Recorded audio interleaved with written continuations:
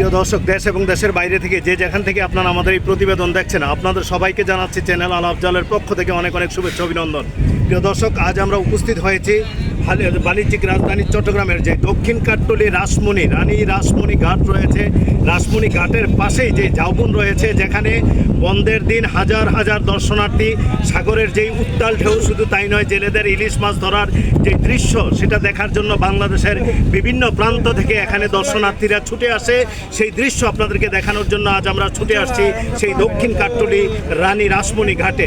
প্রিয় দর্শক, আমাদের সাথেই থাকুন, আর আমাদের সাথেই থাকলে আমরা আপনাদেরকে দেখাইতে পারবো কি পরিমাণ দর্শক এখানে উপস্থিত হয়েছে, পাশাপাশি কিভাবে যারা জেলেরা সেই নদী থেকে ইলিশ মাছ ধরে নিয়ে আসে। এবং আমরা আজকে আপনাদেরকে চেষ্টা করব জীবন্ত ইলিশ, অর্থাৎ আপনারা তো ইলিশ দেখেছেন, কিন্তু ইলিশ নড়াচড়া করে এটা তো কখনো দেখেন নাই। আজ আমরা জীবন্ত ইলিশ আপনাদেরকে দেখানোর চেষ্টা করব। প্রিয় দর্শক, আশা করি এতক্ষণ পর্যন্ত আপনারা আমাদের সাথেই থাকবেন।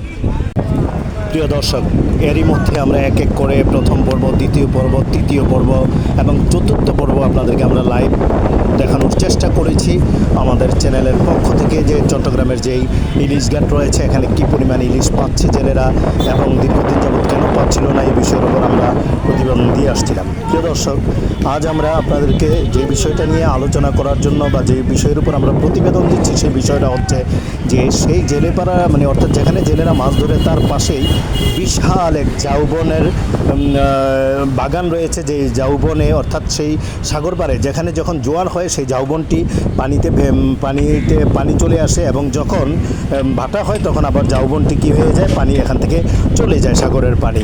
প্রিয় দর্শক, যখন ভাটা থাকে তখন দর্শনার্থীরা এক এক করে সেখানে সেই ঝাউবনে প্রবেশ করতে থাকে, এবং ঝাউবনে প্রবেশ করে তারা সূর্যাস্ত, পাশাপাশি জেলেরা কীভাবে ইলিশ মাছ ধরে সাগর থেকে নিয়ে আসে, কীভাবে তারা নোঙ্গরে তাদের যে বোটটি রয়েছে সেখানে কীভাবে জাল বুনন করে, সেই দৃশ্যগুলো তারা দেখে থাকে, এবং তারা তাদের পরিবার নিয়ে সেখানে উপস্থিত হয়ে সাগরের উত্তাল ঢেউ তারা কী করেন, মনোমুগ্ধকর উত্তাল ঢেউ তারা উপলব্ধি করেন। প্রিয় দর্শক,